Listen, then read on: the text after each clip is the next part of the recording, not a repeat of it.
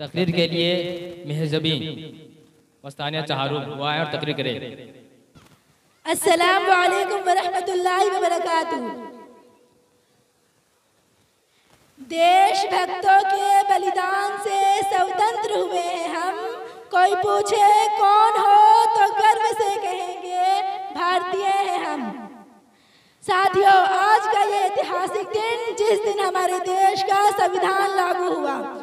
दोस्तों, अंग्रेज तो चले गए, लेकिन कुछ अंग्रेज अब भी इस देश में मौजूद हैं जो फूट डालो और राज करो की नीति में विश्वास रखते हैं और अपनी राजनीतिक रोटियां सेकने के लिए गणतंत्र भारत में लोगों को धर्म के नाम पर, जाति के नाम पर लड़ाते नजर आते हैं। उनके लिए बस इतना कहूंगी, खूब बहती है अमन की गंगा, बहने दो, मत फैलाओ देश में दंगा, रहने दो, लाल हरे रंग में ना बांटो हमको, मेरे छत पर एक तिरंगा रहने दो।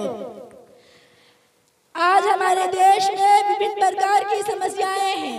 भ्रष्टाचारी ने इस प्रकार पांव फैला रखे हैं कि फाइलें ऑफिस में बड़ी बड़ी सड़ जाती है, मगर उन पर काम नहीं होता है। और जैसे ही कोई नोटों का बंडल उनके पास पहुंचता है, सारे के सारे काम हो जाते हैं। देश की मीडिया चैनल को हिंदी मुस्लिम पर डिबेट करने से फुर्सत नहीं। मीडिया इस कदर बिक चुकी है कि देश की मीडिया चैनल किसी फिल्म स्टार की आत्महत्या पर तो पूरे दिन कवरेज चलाती है, वहीं किसी आम गरीब इंसान की आत्महत्या पर तो उसे एक पल भी दिखाया नहीं जाता। भ्रष्टाचारी, बेरोजगारी जैसे पापों का जब अंत होगा, खुशहाल होगा जीवन, खुशहाल वतन होगा। देशभक्ति शब्द जब भी मेरे जहन में आता है, मुझे सरहद पर खड़ा हुआ भारत का जवान याद आता है, जो कहीं सियाचिन की ठंडी वादियों में तो कहीं जैसलमेर की तपती रेत में अपनी ड्यूटी को निभा रहा है। वह फौजी सिर्फ और सिर्फ इसलिए वहां तैनात है कि उसका देश सुरक्षित रहे।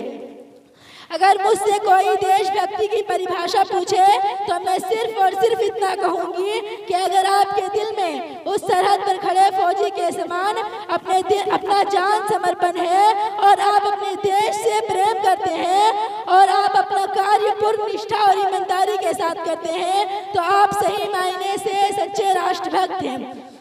हाँ, मैं भारत का वीर जवान हूँ, न हिंदू न मुसलमान हूँ। हाँ, मैं भारत का वीर जवान हूँ, न हिंदू न मुसलमान हूँ। जख्म से भरा है सीना मगर दुश्मन के लिए चट्टान हूँ। हाँ, मैं भारत का वीर जवान हूँ। हाँ, मैं भारत का वीर जवान हूँ। जय हिंद, जय भारत। अस्सलाम वालेकुम।